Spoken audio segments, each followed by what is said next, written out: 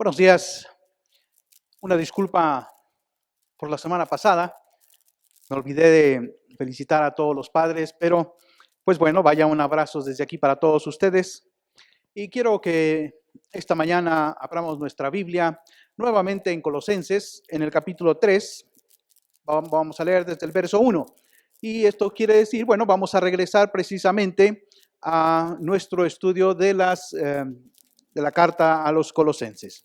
Dice así la escritura en el verso 1 del capítulo 3.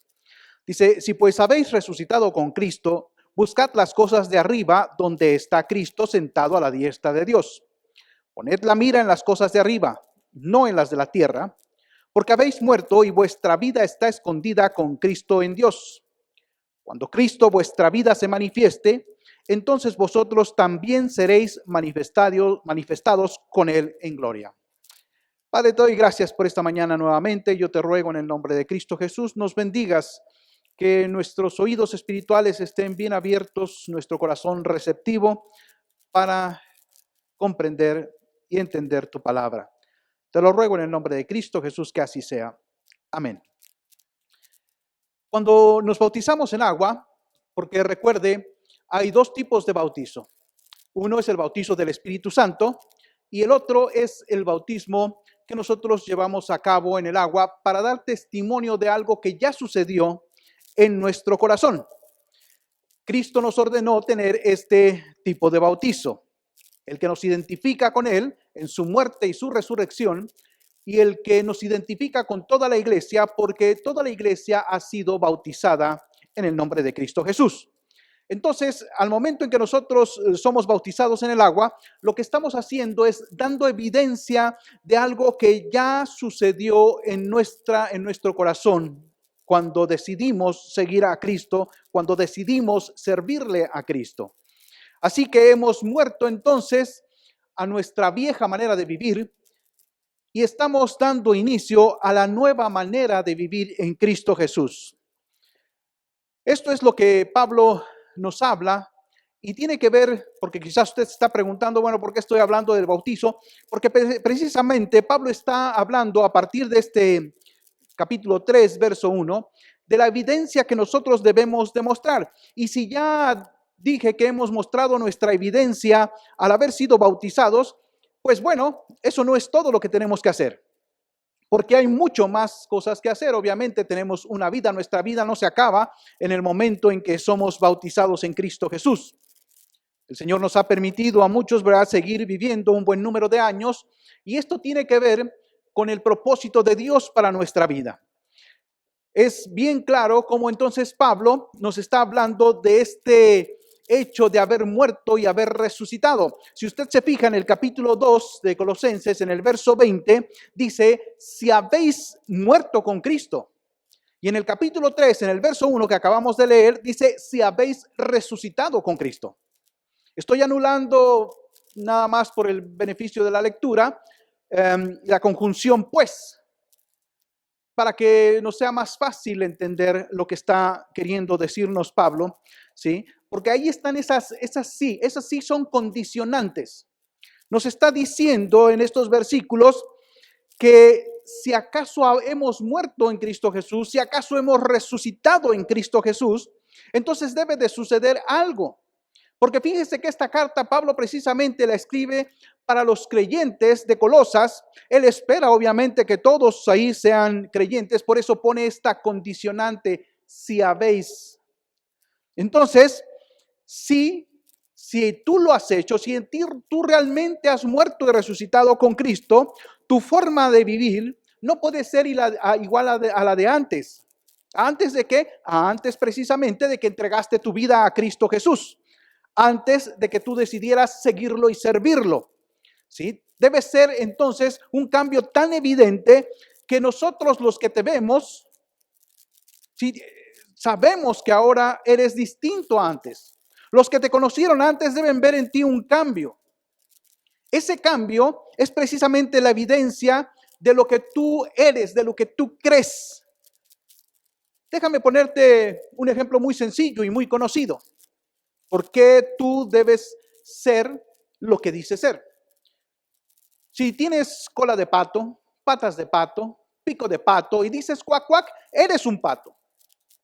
No puedes decir que eres un caballo, porque si tú aseveraras que eres una cosa distinta de lo que realmente se puede ver, pues entonces algo está desajustado en tu mente. Y es precisamente, fíjate, antes de que comenzara esta contingencia médica, como estamos viviendo en el mundo. El mundo decía y dice todavía que ya los hombres no necesariamente son hombres, que las mujeres no necesariamente son mujeres, que ahora pueden ser lo que quieran. Pero en ese lo que quieran, nos dice, y hemos visto a lo largo del tiempo de este periodo antes de la contingencia, que ya había quien se creía delfín y quien se creía jirafa.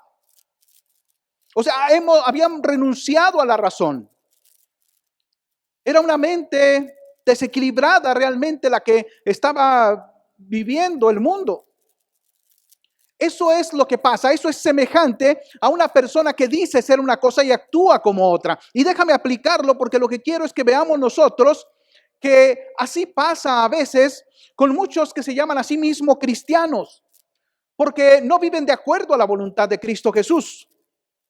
Viven una vida mundana. Y tú debes vivir como lo que dices ser. Si eres cristiano, debes vivir como cristiano. Si eres mundano, pues la Escritura nos dice, tienes que vivir como mundano. Hay muchos que asisten a las iglesias cristianas, pero no por eso son cristianos. Tristemente, no por eso son cristianos. Porque viven como si Cristo no existiera. Como si no importara lo que Él hizo y lo que Él nos mandó a hacer. Son personas que piensan como el mundo, actúan como el mundo y para colmo, critican a los que quieren vivir santamente y se burlan de ellos. Y lo hacen así porque lo que quieren es que los otros también actúen como ellos. El mundano quiere que todos vivan como él para encontrar una justificación, para justificarse a sí mismo y decir, todos somos iguales. La forma en la que vives es la evidencia de lo que tú eres. Tú debes evidenciar a Cristo en tu manera de vivir. Pero ¿de qué hablamos cuando hablamos entonces de evidencia? Pues es muy sencillo. Mira, la palabra evidencia que nosotros usamos coloquialmente, popularmente, viene del latín, que esta palabra es evidence, que quiere decir manifestación, una manifestación visible. Así que entonces evidencia es la certeza clara y manifiesta de lo que eres y de lo que crees. Ahora, hago a veces, como en estas ocasiones, la puntuación sobre qué idioma, de qué idioma viene esta palabra.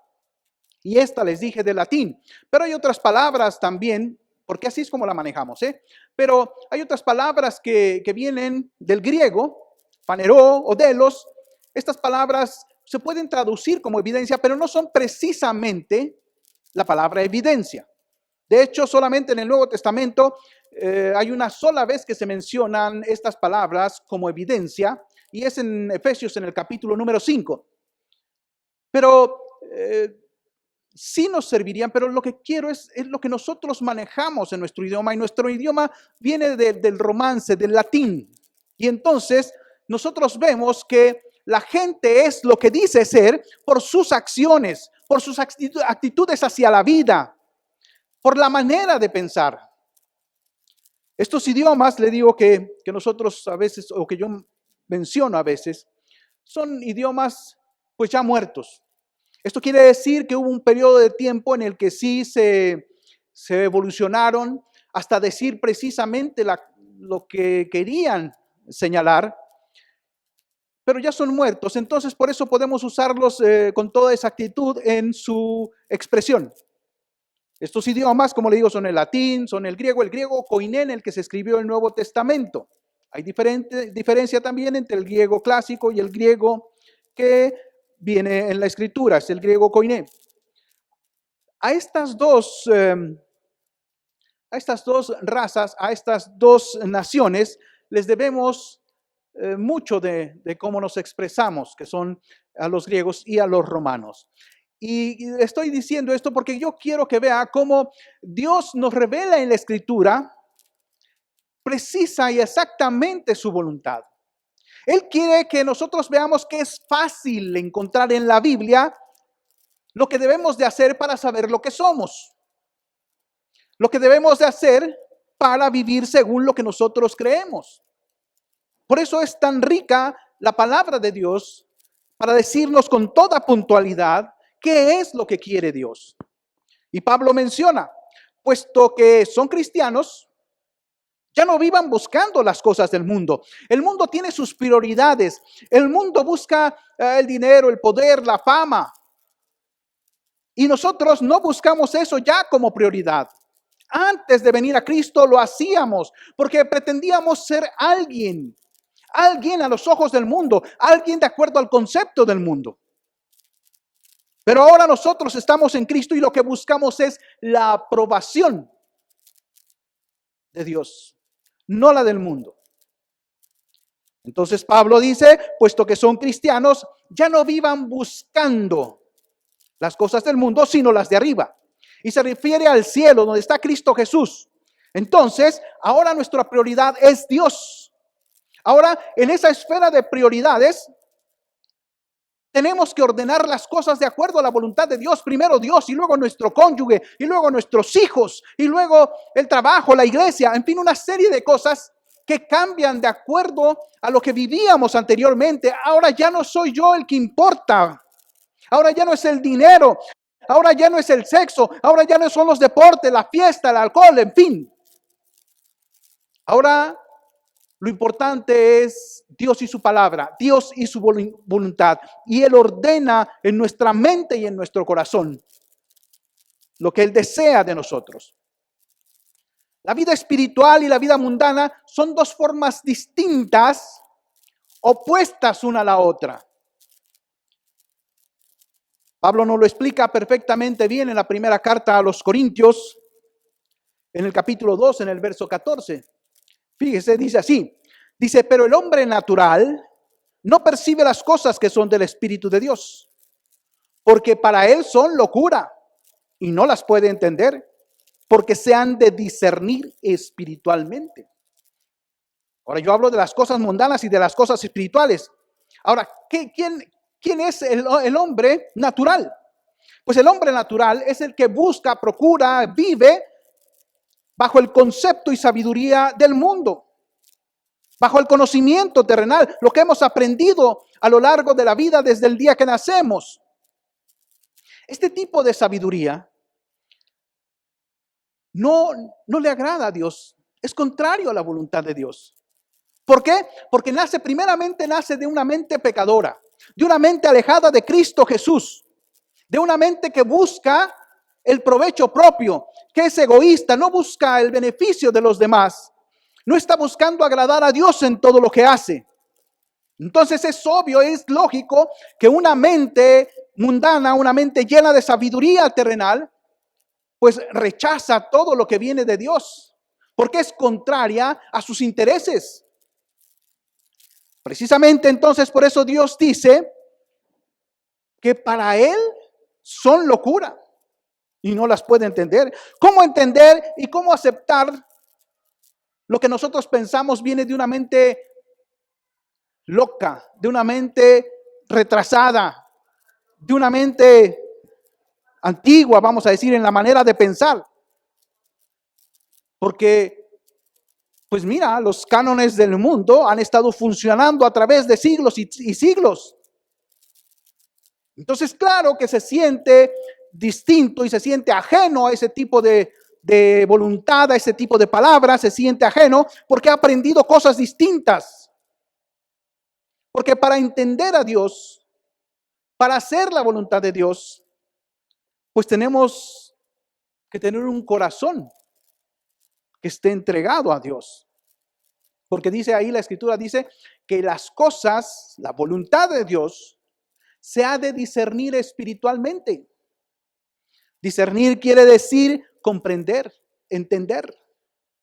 Así que para entender y comprender a Dios, debemos de tenerlo en nuestro corazón. Debemos de procurar agradarlo. A esto se le llama en la Escritura el nuevo nacimiento. Necesitamos haber nacido de nuevo. Como aquel hombre religioso del que conocemos muy bien, de Nicodemo, aquel maestro de Israel. Él no entendía lo que Cristo estaba diciendo. ¿Y por qué no lo entendía? Porque no estaba a la misma frecuencia del Señor Jesús.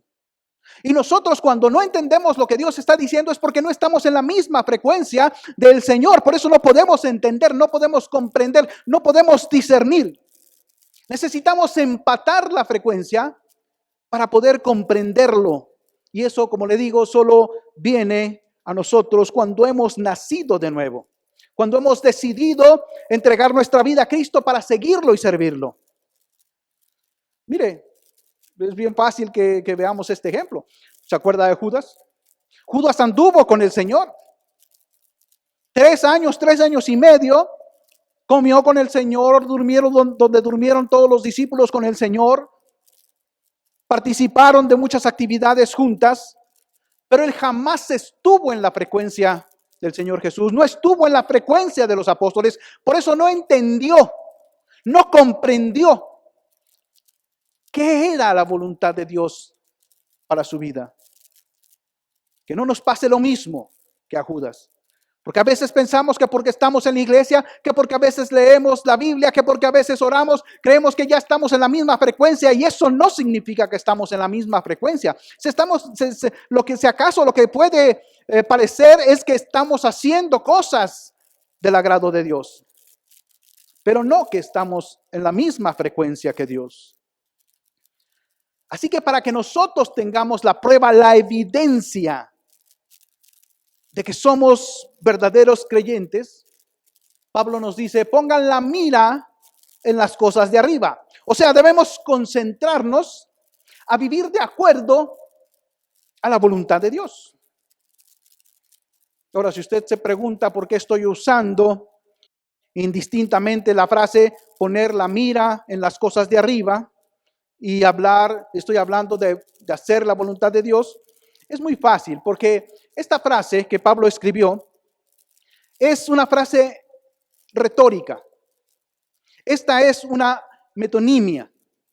¿Qué es una metonimia? Pues es designar una cosa con el nombre de la otra, con la cual tiene una relación de dependencia o de casualidad. Entonces, aquí hay una relación de dependencia porque Pablo está escribiendo de la manera que como seres humanos nos comunicamos. Nos comunicamos con figuras retóricas. Son más fáciles de grabar en nuestra mente y en nuestro corazón. Alguien del mundo pudiera estar pensando, preguntándose, pero ¿por qué nos complicamos la vida con esto de que de las cosas, vivir pensando en las cosas de arriba o concentrado en las cosas de arriba? ¿Qué no es más fácil tomar de ambas esferas y disfrutar así de la vida? Más fácil puede ser que sí. Pero la vida espiritual nada tiene que ver con una vida fácil. Eso es lo que muchas veces estamos confundidos. Alguien nos mintió o nosotros nos imaginamos cosas que no dice la Biblia. Porque la vida espiritual no es para nada una vida fácil. Cristo Jesús habló de cargar la cruz, de que cada quien cargue su cruz. Cristo habló de negarse uno a sí mismo. Cristo habló de ser rechazados, de ser perseguidos. ¿En dónde encontramos un mensaje de una vida fácil, de una vida cómoda? La confusión causa en nosotros el extravío. La vida divina no tiene nada que ver con el mundo de la facilidad. La vida espiritual y la vida mundana se repelen mutuamente. Son como el agua y el aceite. Jamás se van a mezclar, aunque usted lo revuelva. Jamás se van a mezclar. Lo que puede quizás provocar es una agua turbia, pero nunca se van a mezclar el agua y el aceite. Así la vida espiritual, entendámoslos, porque hay muchos que se llaman cristianos a sí mismos y están viviendo Equivocadamente, equivocadamente. Quien quiera vivir, así como para vivir más fácil, que quiera vivir lo mejor de los dos mundos, de las dos esferas, pues es que no entiende el propósito final de cada cosa. El destino divino, el destino espiritual para los creyentes, si habéis muerto con Cristo, para los que murieron con Cristo, si habéis resucitado con Cristo, para los que resucitaron realmente con Cristo, pues es el cielo. Es la vida eterna al lado del Padre. El otro destino es para los perdidos, es para los mundanos, es la separación eterna, es la muerte eterna.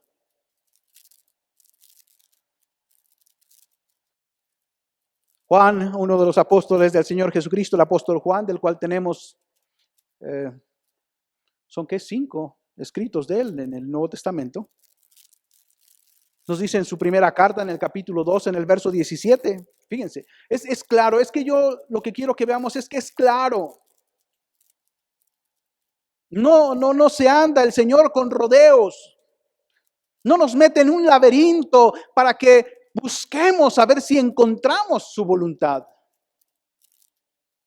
Nos dice, el mundo pasa y sus deseos.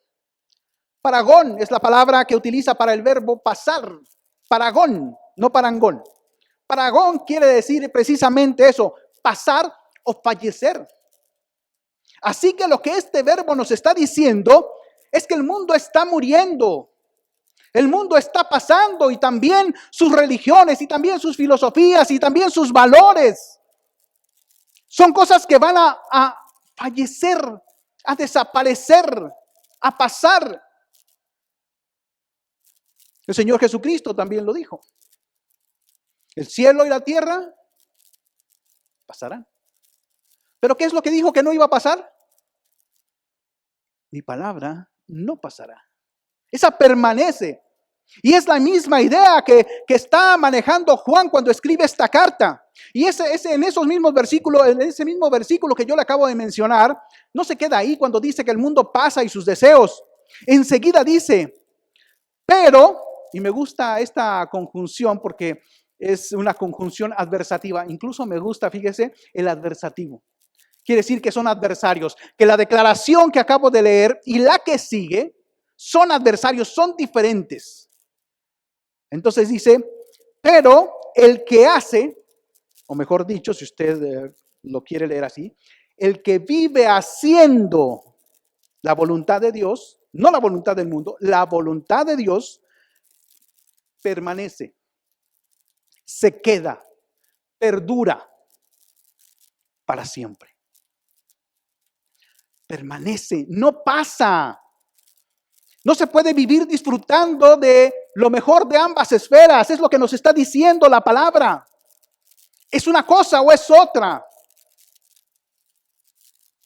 Dios nos ha dado a elegir, pero tenemos que elegir una sola cosa. No podemos tomar de las dos. Deuteronomio 30, 19, ¿se acuerda? Dice, he puesto delante de ti la vida y la muerte. Escoge. Dice, escoge. En Lucas 11, 23, el Señor Jesucristo dice, el que conmigo no recoge, desparrama. El que no es conmigo, es contra mí. Tienes que escoger. Y tienes que dar la evidencia de esa elección. No puedes vivir en un mundo de confusión. No se puede vivir en ambas esferas. No se puede tener lo mejor de un lado y del otro. Esta propuesta para que todo nos sea más fácil, ¿no es mejor entonces tomar de los dos lados y vivir tranquilamente, alegremente? Pues esas palabras, fíjese, salen como de sabio mundano. Esa filosofía de sabio mundano es la que lleva al infierno. No a Dios, al infierno. Por muy lógicas y buena onda que parezcan esas proposiciones. Es que, ¿qué hay de malo? Alguien puede resistirse y estar pensando, ¿qué hay de malo? Pues simple y sencillamente es que va contra la voluntad de Dios.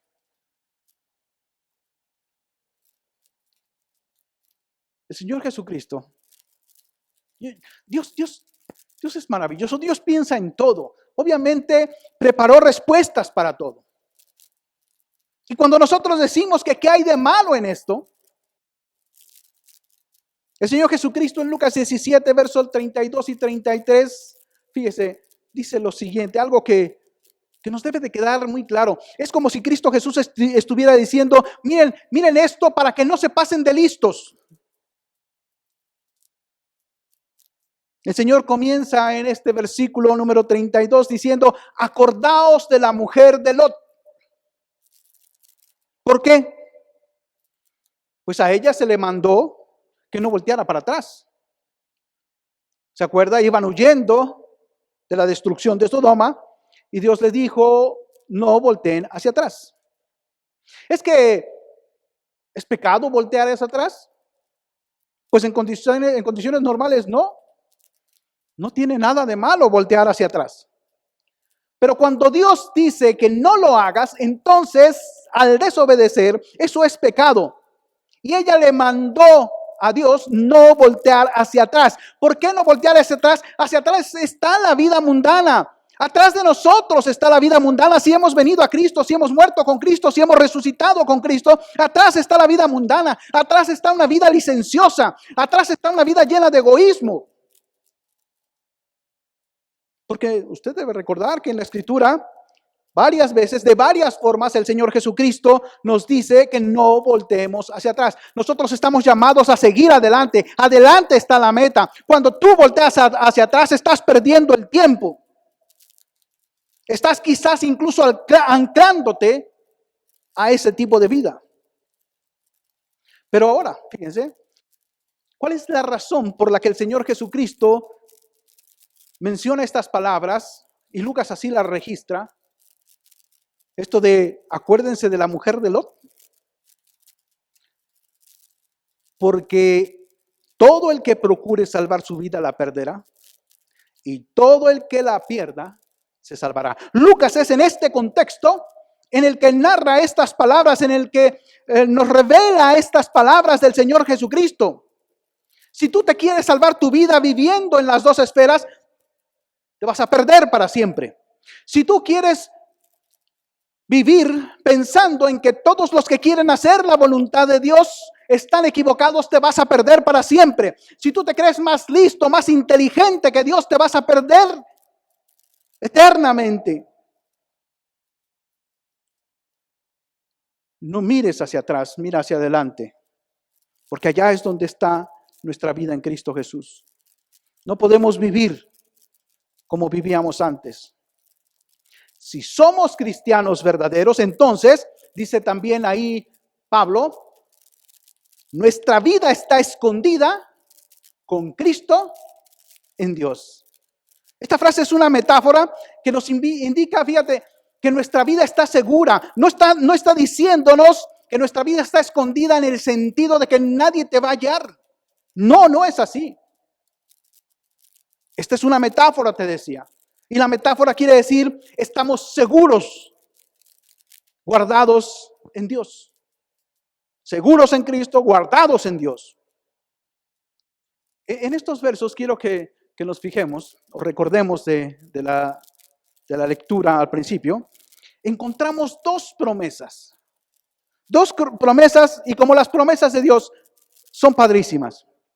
Número uno, la seguridad de que estamos con Dios, de que estamos guardados con Dios. Número dos, la seguridad de que nos manifestaremos. O sea, todo esto que nosotros creemos, todo esto que nosotros defendemos y vivimos y damos como testimonio y evidencia, entonces nos va a llevar a manifestar nuestra gloria junto con Cristo Jesús, o la gloria de Cristo Jesús en nosotros. Porque Pablo dice, cuando Él se manifieste. Fíjese que Pablo nos habla sin ambajes del regreso de Cristo Jesús. Él no le da rodeos. Él no evade el tema de que si hay un propósito para vivir la vida, es precisamente porque Cristo va a regresar, se va a manifestar. Es a lo que Pablo se refiere. Como dice Pedro, casi en todas sus epístolas nos habla de cosas como estas. Así que la cuestión no estriba, no está en si Cristo va a regresar o no. La cuestión es ¿cuándo va a regresar? Eso es la cuestión que hay en nuestros corazones, en nuestra mente. ¿Cuándo? ¿Cuándo va a regresar Cristo Jesús? Vemos los tiempos y los sucesos del mundo y deseamos que regrese en estos días. Y ojalá así fuera. Y la iglesia dice, sí, ven Señor Jesús.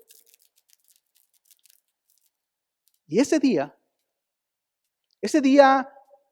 cuando Cristo se manifieste, sucederán cosas importantes, cosas maravillosas para nosotros.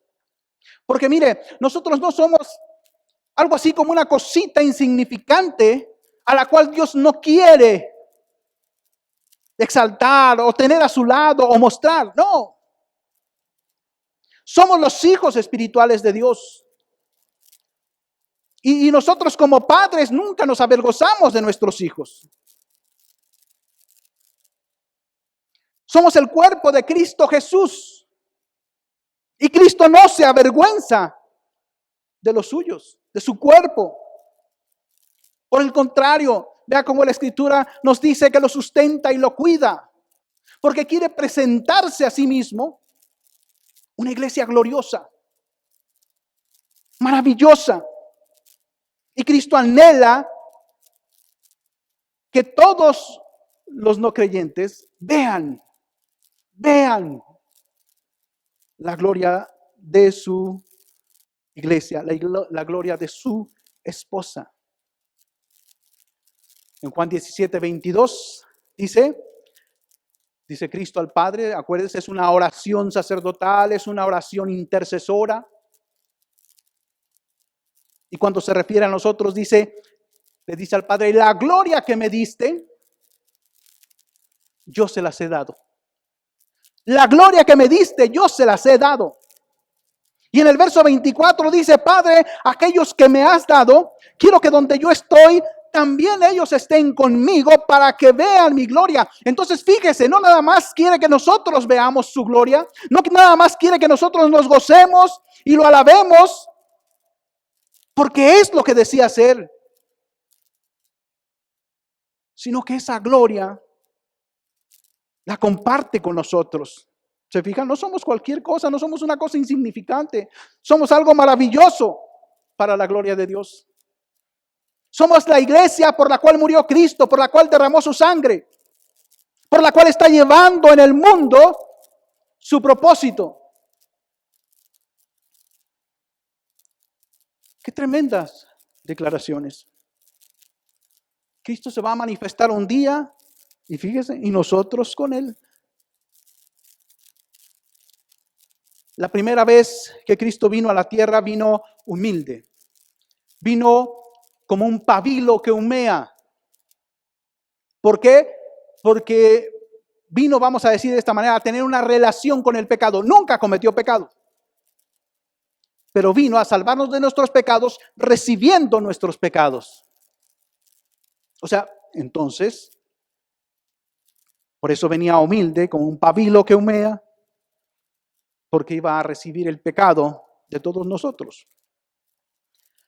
Pero cuando Pablo está hablando de que Él se manifieste, de lo que está hablando es de su regreso. Su regreso lo hará como el Rey de Reyes y el Señor de Señores. Vendrá con toda su gloria y nosotros vendremos con Él participando de su gloria. Mira, piénsalo.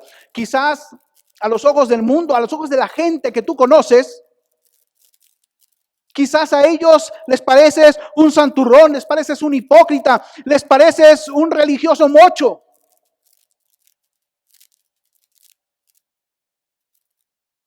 Pero qué tremendo. Cuando ese día, cuando Él se manifieste, entonces todos esos que se burlaron de ti, verán tu gloria, la gloria de Cristo Jesús en ti. te verán como algo glorioso. Y no estoy inventando nada y ni ideando, sacando, ¿verdad?, conclusiones. No, lo dice en muchos lados de la Escritura, pero déjeme leerle primera de Juan capítulo 2, Juan capítulo 3, versículo 2 y 3, dice así: amados, ahora somos hijos de Dios, lo somos, si hemos muerto con Cristo y si hemos resucitado con Cristo. Y aún, dice Pablo, no se ha manifestado lo que hemos de ser. Pero sabemos que cuando Él se manifieste, seremos semejantes a Él, porque le veremos tal como Él es. Y todo aquel, dice Pablo, que tiene esta esperanza, se purifica a sí mismo, así como Él es puro. Pero vea, también no nada más Pablo, sino que también Juan está hablando de que un día, cuando veamos a Cristo, vamos a ser semejantes a Él en gloria, porque somos su cuerpo, porque somos su iglesia, porque somos algo importante para Él. Pero atención, si hemos muerto con Cristo y si hemos resucitado con Cristo, dice Juan aquí también, dice, y aquel que tiene esta esperanza de que Cristo se manifieste y de que nos manifestaremos con Él, se purifica a sí mismo. O sea, vive de una manera en que da evidencia de que su vida ha cambiado, sus propósitos han cambiado, sus metas están en orden ahora respecto a la voluntad de Dios. Se purifica a sí mismo. ¿Por qué? Así, dice Juan, así como Él es puro. Y ya de antiguo, David decía lo mismo. Con otras palabras, se los voy a leer para que usted vea que este pensamiento ya estaba por el Espíritu Santo en la mente de los creyentes. En el Salmo 86, el verso 16 dice así: mírame y ten misericordia de mí, da tu poder a tu siervo y guarda al hijo de tu sierva. Atención, haz conmigo señal para bien y véanla los que me aborrecen y sean avergonzados. Porque tú, Jehová, me ayudaste y me consolaste. Si hemos muerto con Cristo y si hemos resucitado con Cristo, entonces nuestra vida debe de dar una evidencia clara, debe de mostrar con pruebas, con hechos contundentes, que ahora somos lo que Dios quiere de nosotros, que ahora vivimos como Dios quiere, que ahora tenemos una nueva manera de pensar, de ordenar las cosas, las ideas.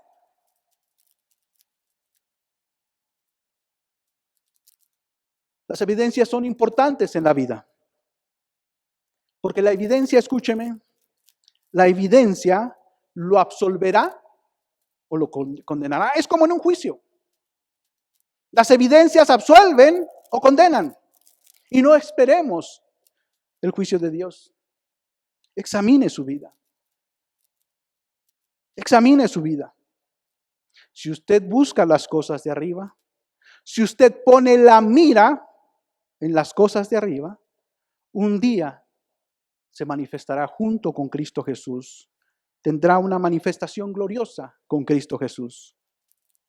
Deje que nosotros veamos la evidencia. Tiene que ser palpable, no es algo entre usted y Dios, tiene que ser algo público.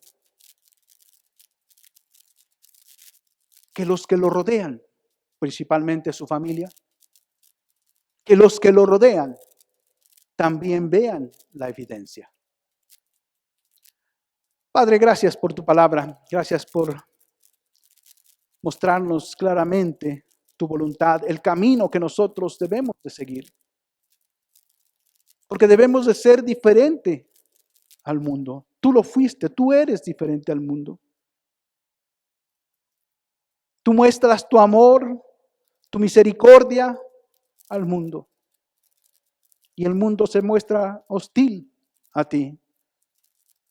El mundo muchas veces ni siquiera quiere saber lo que tú dices.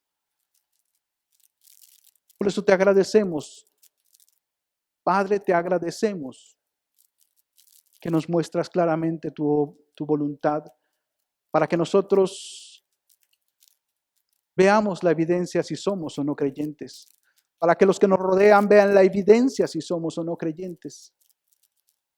Ayúdanos a vivir para ti, para tu gloria, mirando y poniendo nuestra meta en las cosas de arriba.